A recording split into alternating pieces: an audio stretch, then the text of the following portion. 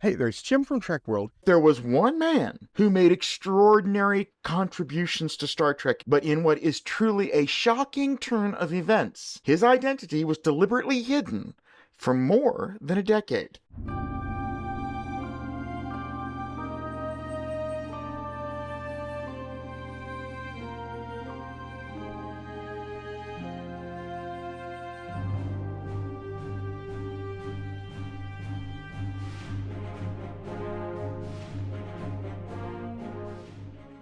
Gerald Perry Finneman, Walter M. Jeffries, John M. Dwyer, William Ware Tice, Fred P. Phillips, Irving A. Feenberg. Normally, most of us see these roles every time we watch a TV show or a movie, and normally we don't pay very deep attention to them. For instance, who really remembers the cinematographer or the set designers for Big Bang Theory? But with Star Trek, these backstage roles came with their own celebrity. In the making of Star Trek, they showed us every member of the Star Trek production crew as well as their contributions. As a result, almost everyone who watched this video would have known all those names. Ladies and gentlemen, meet Mr. Wah Ming Chang. This one craftsman was responsible for some of the most iconic props, prosthetics, and effects ever created for Star Trek. His creations included, but by no means were limited to, the Romulan Bird of Prey, the White Rabbit from Shore Leave, the Gorn from Arena, Baylock from the Corbomite Maneuver, the Salt Vampire from the Mantrap, and even the world-famous Tribbles. But we're only beginning to tell this man's amazing story. So at this point, let's take a little step back in time. Wah Chang's first involvement with Star Trek goes all the way back to the pre-production of the first pilot during the last few months of 1964. Bob Justman had just finished up working on The Outer Limits when he became involved with Desilu's pilot for a proposed TV series named Star Trek. Not long after the production started, he reached out to Projects Unlimited, a company that created numerous Monsters of the Week for the TV show The Outer Limits. Now, one of his first tasks was to create a new type of laser pistol, as well as a handheld communication device. Now, everything that surrounded the Star Trek production at this time was done on a shoestring budget. Every penny had to be saved for possible budget overruns in later episodes, and trust me, they always occurred. So the pistol would show up in 3 more episodes after the first pilot. Of course, it would show up in Where No Man Has Gone Before. It also showed up, as you can see here, in The Mantrap, and finally, in What Are Little Girls Made Of? Now, one final thing before we move on. It also seems that our little laser pistol has an uncertain pedigree. It has always been assumed that Wah Chang made these pistols. After all, he made the other handheld props for the cage, as well as most of the creature effects. But no actual documentation has ever been discovered to substantiate this. In fact, the only book to attribute this work in print to Wah Chang was The Art of Star Trek. Now, similarly, there's a story floating around the internet that Wah Chang had completely disavowed building the lasers. But those stories also have no evidence to point back to. So at the end of the day, it really, to me at least, seems far more likely that Chang had actually built these parts, rather than Desilu hiring yet another company to make them. And we know that the Desilu prop studio did not make them, because they would later be used for creating the phasers that replaced the laser pistol. So at the end of the day, there's no proof one way or the other, since everyone who was even tangentially involved in the production has long since passed on. And trust me, the internet is full of angry Trexperts arguing their thoughts on this subject. Now, in addition to props, they had Wah Chang provide several aliens in the pilot, starting, of course, with the Telosians themselves. They also ended up using 2 other creature costumes that had been previously created for The Outer Limits. Reusing these costumes in television was a commonplace occurrence at those times. In fact, the bird creature that you see above with Jeffrey Hunter right now was used at least in 4 different series that I know of. First in The Outer Limits, second in Star Trek, third in Lost in Space, and fourth in Bewitched. So after the pilots were done, and Desilu was faced with beginning the TV series, they used their own in-house property shop to build the very first phasers, which were designed by Matt Jeffries. At a total cost of $7,000, yes, ladies and gentlemen, that would be $64,000 today, Roddenberry felt the phasers looked far too much like toys, and very poor quality toys at that. There is no way he would rely on these to be used for close-up shots. The white handles made a poor color choice for the grips of the phasers, and the surface of the phasers were very plain, with no visible details on the phaser. The entire design screamed plastic toy. So Gene sent the phasers to Chang and asked him to modify them to make them more functional and attractive. To assist with this, they sent sketches and notes from Matt Jeffries. Most of the remaining white-handled phasers would be repainted during the first season and used in scenes where the heroes wouldn't be needed. The white handles can only be seen in the episodes The Man Trap, The Enemy Within, and The Naked Time. 2 of Chang's most famous creations are the original Tricorder and Communicator, both seen here in vintage contemporary photos. He made a total of 10 communicators, 2 heroes, and 8 others that the cast could use when they didn't have to be close to a camera, in what would turn out to be a tremendous help in authenticating communicators over the following decades. Each of the 10 would have specific characteristics to aid in authentication, as you can see here in the photo. In addition to the communicators, he produced 2 hero models of the Tricorder and modified the hero models of the phaser. Now, it was at this point in time that Bob Justman, shown here on the left, encountered his very first pushback by the studio as a result of him using Chang to build the props. Hello, how are you doing? My name is Leo. I'm calling from Sacramento, California. I just happened to see your video on YouTube today about Star Trek and Star Trek World. My comment is about the mystery ship, or the Lee Ferguson ship that was created by AMT. I actually purchased one of those, and I've had it hanging up in my bedroom since 1976, far beyond the glow-in-the-dark status, I think, but it's been around for at least 50 years hanging in my household. So some of us still are aware of that model, and some of us still have it. Anyway, thank you very much. Bye-bye. It seemed that the local union had gotten word that Justman had used Chang to make the props. They raised a complaint with the studio because Chang did not belong to their union. Now, this surprised Justman, to say the least, because he had been using Chang and his company to make props and creature effects for 3 years on The Outer Limits, and no one had ever brought this up before. Nor did anybody bring it up when they filmed the 2 pilots. Desilu's Labor Relations Department suggested to Justman that Wah Chang join the union, and then he could design and build everything that Desilu needed. But things took a very strange turn that no one saw coming. Even though he had previously won an Academy Award, the union refused to accept his application. They told Justman that Chang's skill level was too high, and that he would make their other artists look poor in comparison. Sure, yeah. Oh, and don't worry, I'll get that Academy Award in a minute. Okay, so Justman came up with the story that they weren't actually paying Chang to design and build things. Instead, they claimed that he had already made these props, and that they had seen them and liked them when they visited his, quote, store, unquote, which was actually a work shed in his backyard. This also meant that Chang would never be formally credited on screen for his work on Star Trek. In fact, it would take about a decade of conventions before people started asking about, what was the deal that you heard about the guy that created the phaser, communicator, and tricorder? Chang, shown in the middle panel here, also designed and built the Vulcan Lira, which was featured in 3 episodes. The lower right corner shows his wife holding it. It was made of solid wood, and actually only had a single string that was wrapped around many times to give the illusions of multiple strings. As such, the original was not capable of playing any notes and was a non-functional prop.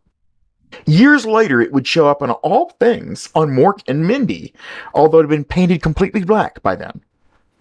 After that, it had disappeared yet again until Doug Drexler found it, apparently in some Paramount sound stages while making Star Trek DS9. Unfortunately, it once again vanished not long after that. Now, oddly enough, there are quite a few stories of Next Generation staffers finding original Trek props and such in various closets and storage areas, only to have them magically disappear afterwards. Now, these are two behind-the-scenes photos showing the space buoy from the Corbomite maneuver that he did, and one of the Neanderthal-style creatures that attacked the Galileo 7. And of course, as most of my viewers will know here, the next big thing that Wah Chang did was create the Romulan Bird of Prey for the episode Balance of Terror. However, in addition to the studio model, he also designed the Romulan Centurion helmet and their ears as well. However, right about this time, the Union caught wind of the fact that Desilu had still been working with Chang. Their lawyers showed up at Desilu with receipts showing all the work that had been given to Chang, and they demanded that Desilu stop payment on every payment that was still outstanding for Chang. They told Desilu they would sue unless they agreed to withhold this money from Chang. Now you can see here a couple of shots of the model being filmed at the Anderson Studios. The filming completed, and since Desilu had not actually yet paid for the model, it went back with Chang until it would be needed again. Maybe even Desilu had asked for changes, but no matter what the reason, it is a fact that would have far-reaching consequences. Soon afterwards, Chang was told that Desilu would not be paying him what they owed him, not to mention that he would no longer be used by the studio. The same union that wouldn't allow him to join had now effectively stopped his career in television. Well, as he explained in an NPR interview in 1982, he went into his backyard where his workshop was, and in a fit of anger, he smashed the studio model to pieces with a sledgehammer. So the infamous result was that when Desilu needed to film the Romulan ship again, they had to use the Klingon studio model instead. Now here's a little bit of American history to put this and other events that we're about to talk about in perspective for you. Racist labor laws were a fixture of the American legal system for a long time, beginning with the Exclusion Act, first implemented in 1882, which prohibited immigration of Chinese laborers. The American Federation of Labor lobbied Congress in 1902 to reauthorize the act, and they did, and it was not repealed until 1943. Now, the long and short of this is that it can't really be said with absolute certainty that the prop makers union rejected Chang because of his Chinese ancestry. We do know with absolute certainty that he faced prejudice throughout his entire life and fought a constant battle for recognition, and that even his interracial marriage was out and out illegal in California at the time. I'm sorry, if it walks like a duck and swims like a duck and quacks like a duck, it's a duck. Now, over the years, Wah Chang's Star Trek work has become almost legendary, with many people attributing things to him that were actually done by others. Like here, for instance, is a March 2022 article on the Cracked.com website that said that Chang created the phaser, even though it was always well known that Matt Jeffries created the phaser. If this video was going to be solely about Chang's Star Trek work, we'd be pretty much done at this point. But we're going to give you a little bit more detailed glance at Wah Chang and show you some things that will truly surprise and impress you about this magnificent artist. Others here on YouTube have spoken about his work on Star Trek. Others yet may discuss his work on Outer Limits, and maybe even some other science fiction TV shows he had worked in. But no one has ever taken you through the life of this amazing man who experienced discrimination at every point in his life, or the two major health crises that culminated with polio and the loss of the ability to walk, or of his phenomenal resume, beginning with Walt Disney, an Academy Award, children's television, and an amazing body of sculpted artwork that still command premium prices even today. Ladies and gentlemen, I once again present you Master Wah Ming Chang. Wah had a highly developed talent in art by a very early age. By the time he was 9 years old, he had already been featured in several newspaper stories because of his surprising talent. In the clip that you see here, they're announcing that James Blanding Sloan, a very popular artist and set designer, would be showing a gallery that featured etchings done by Wah. Sloan would go on to form tight ties with the child, and when Wah's mother dies unexpectedly, Sloan and his wife agree to take the child in until he has finished school. Sadly enough, even with all of his notoriety in the newspapers, he had already faced discrimination when he was simply too young to understand. At age 13, he had arranged to take a dancing class, and after only a few classes, they met him at the door one day and asked him never to come back. The reason? Apparently, several of the parents had become furious with the dance studio when they discovered their daughters had been dancing with a Chinaman. While still a young boy, Wah was placed in a sanatorium during the massive wave of tuberculosis that ravaged the country. If you have any videos, photos, or documents that you would like to donate to us, please feel free to send them to jim@trek-world.com. or submit them via the web at submit.trek-world.com. He stayed there about a year. Now, ironically, he later said that it turned out he didn't really have the disease at all, but he had been considered a high risk. So they quarantined him anyway, which today we know was actually the worst possible thing they could have done with a disease that was as contagious as that. So after getting out of the sanatorium, Wah graduates from school and eventually finds his way to Los Angeles, working as one of the early pioneers of stop-motion cinematography. Word spread fast, too, and at age 21, he became the youngest artist ever to be hired by Walt Disney himself. While at Disney, he sculptured figures of the main characters so that animators could use them as references for their drawings. Here, you see a photo of the Pinocchio puppet, as well as a sculpt for a deer in Bambi. Before he left Disney, he would work on Pinocchio, Fantasia, and Bambi. And oddly enough, he wouldn't be listed in the credits of any of those movies.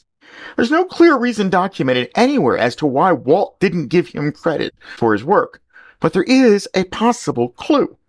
The Exclusion Act, which prohibited immigration of Chinese laborers, was not repealed until 4 years after Bambi was released.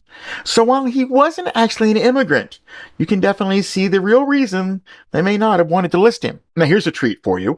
In 2015, Disney employees discovered this rare color photo showing the animators using the final puppet as a drawing reference. This is only one of 6 color photographs that are known to exist from the Walt Disney Corporation at this time frame. And now we have to touch on another major milestone in Wah's life, as he was diagnosed with polio while still working for Disney. After taking a summer vacation, he returned to work, but he felt really ill. Within a few days, he found himself in the hospital. Now, at this point, there was no cure or treatment for polio. In fact, even today, there is no cure for that disease. We beat polio by ensuring vaccinations for everyone. To this very day, children are given 4 doses of that vaccine before they hit the age of 6. He quickly found himself unable to walk, and then was sent yet again to another sanatorium. He ended up staying there about a year, just learning to walk and move around again. At the beginning of this confinement, Walt found out what had happened and wrote Wah this letter. While he later recovered, the dreaded disease left permanent damage to his body. Indeed, for the rest of his life, he did not have the lung strength to actually blow up a balloon. Right up to his very last years, he suffered from long polio effects. Now, I want to take us on a quick side trip to introduce you to Glenella Taylor. She and Wah met while he was working in the Texas Cavalcade with Blanding Sloan. Their relationship continued for several years, and after his recovery from polio, the couple made the decision that now was the time to get married. But once again, Wah ran into discrimination.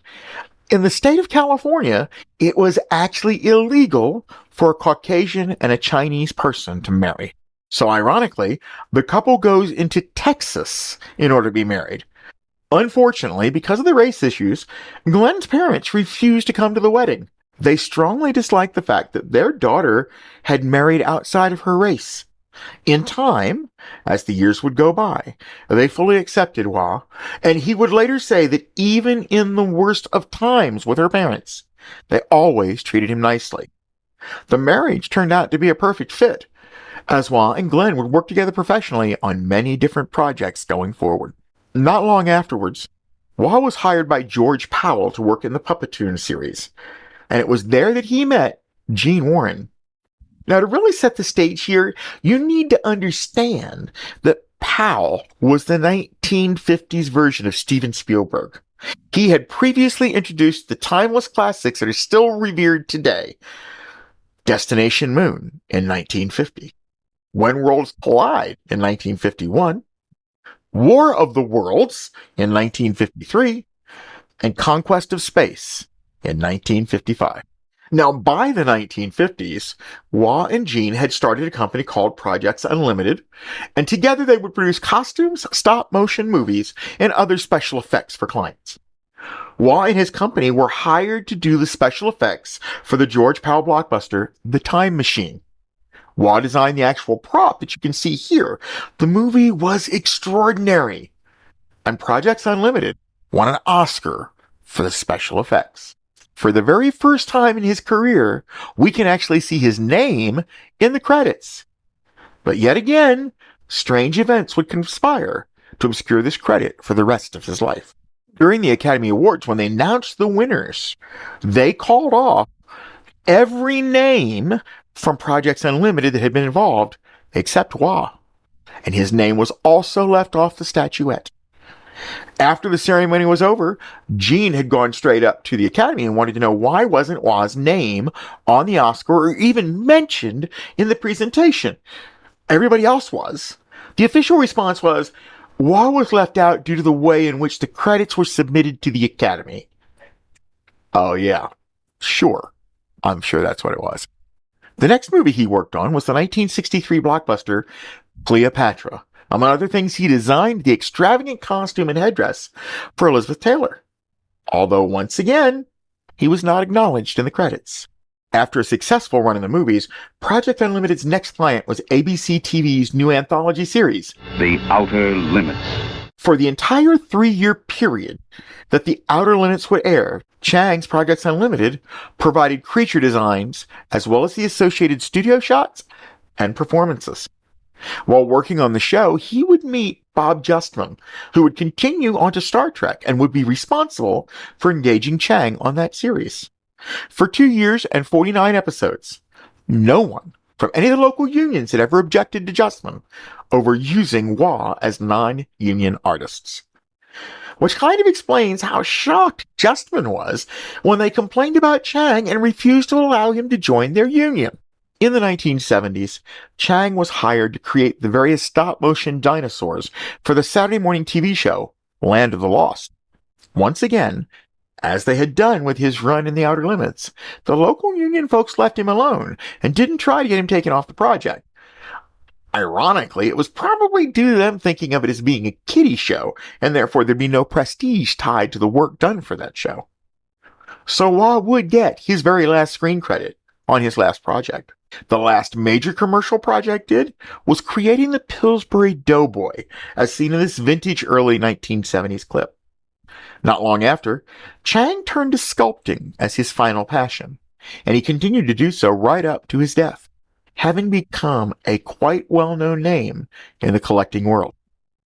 Until this very day, no one has ever been able to explain why Wah Chang experienced so much difficulty in getting credit for his work over the years. Hindsight is always 20/20, they say, and I think in this case the hindsight's pretty clear. With 50 credits listed at IMDb, around half of them were uncredited, including such high-profile projects as Planet of the Apes and The King and I. Wah Ming Chang passed in 2003, about 6 years after he lost his beloved wife. At the end of his life, he had given multiple interviews on his career, and the thing that was most impressive for me to see when reviewing them was that he never once in his entire life complained about his lot in life. He remained positive and clearly was happy with the things he had done in his life, and he never needed others' recognition for his work to know that the work was great. After all, the work speaks for itself. So now let's get up with the fun stuff, like this right over here.